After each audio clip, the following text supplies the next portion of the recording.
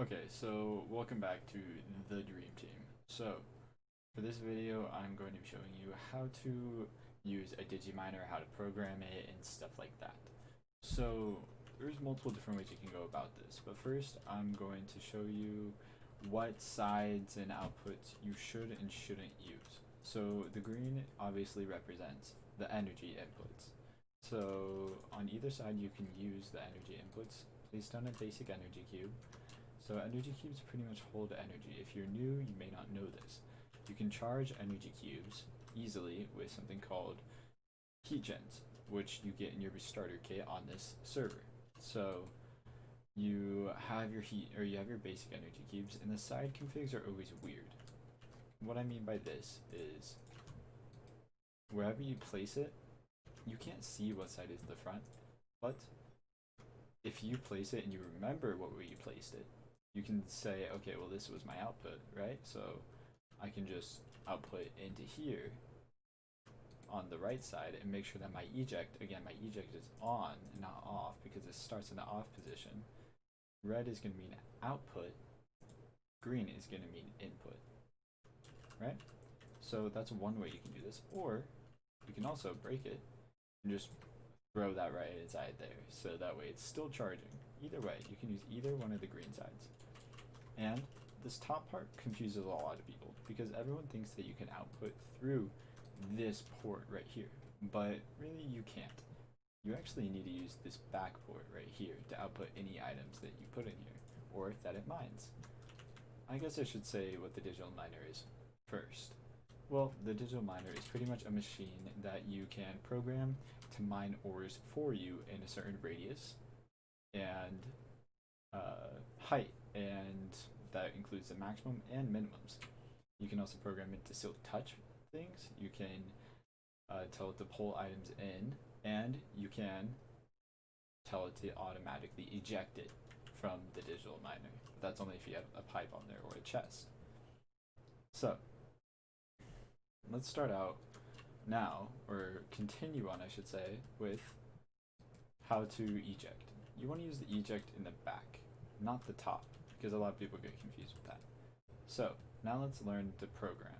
But first, you need to make sure you have your speed or energy upgrades. And this is pretty hefty on the energy, so just be careful with how much speed you put into it, with what kind of power setup you have. You activate Silk Touch, and it automatically drains more power, as I'll show you in just a second. You just click the buttons in order to turn Silk Touch on and off. And then whenever you have it programmed, you just press start, and you'll see after you press start, then you press stop, the config will be unclickable. You have to press reset in order to, or R reset, in order to reset that config. So first, let's learn how to program this thing. So no matter what number you put in the radius, the maximum radius you can always do is always going to be 32. But you can minimize it to even one block, which is really neat. And you can see the radius with the visuals on. So that's going to be the radius, however far these blocks go. That's only 31. You can, of course, go up to 32. Then you can program it to mine a certain height of, say, 70 at the minimum and 80 at the maximum. So now I show visuals again. And now I can notice that it's from 70 right here to 80 right here. Right? So now that's the first step of programming it. And now to maximize it, the maximum is always going to be the maximum height that you can place at, which is 255. Minimum is going to be 0.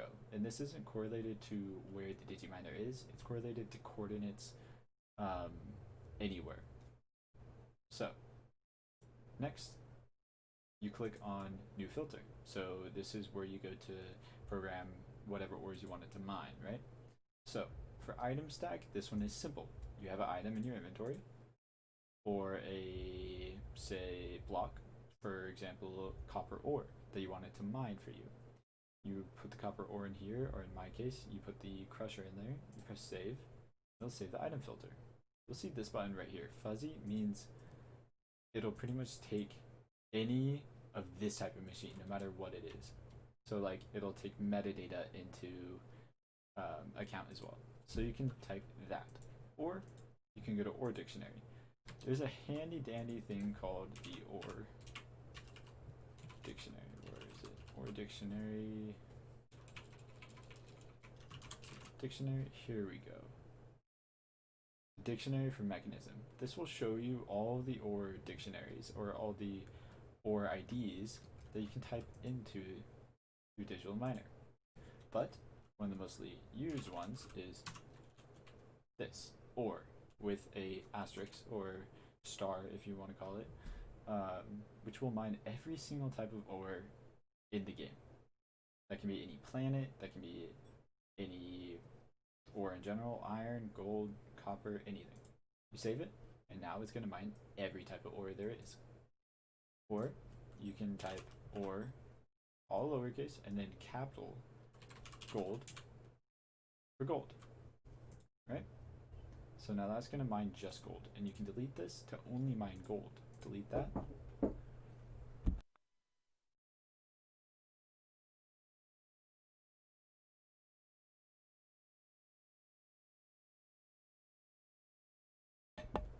Sorry about that. So I was at OR gold. So you can also do OR redstone, capital, the first letter of the name of the OR. So redstone for this case, or redstone. And then you can do OR copper. However, if you want to mine shiny OR, that's a little bit different. That actually is a name called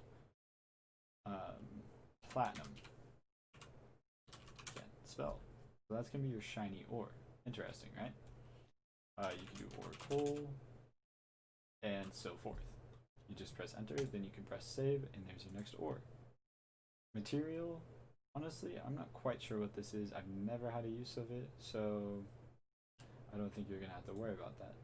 Mod ID, you simply type a mod ID into it. For example, 1 or 12 or something of that sort. I'm not exactly sure what it wants or what it means by any of these, because I've never had to use these, but you know, you can definitely look that up on your own. So yeah, and that's how you program and use a digital miner. Remember, use the back for outputting, not the top. That's one big thing. Alright, thanks for watching, guys, and actually, I almost forgot one thing. Gotta show you guys the cores of this. I'm not gonna let that slip. There you guys go. And make sure you subscribe. If you subscribe, make sure you tell me, and you will earn yourself a free nether star from me. So yeah, thanks for watching, guys, and hopefully I helped you out a little bit.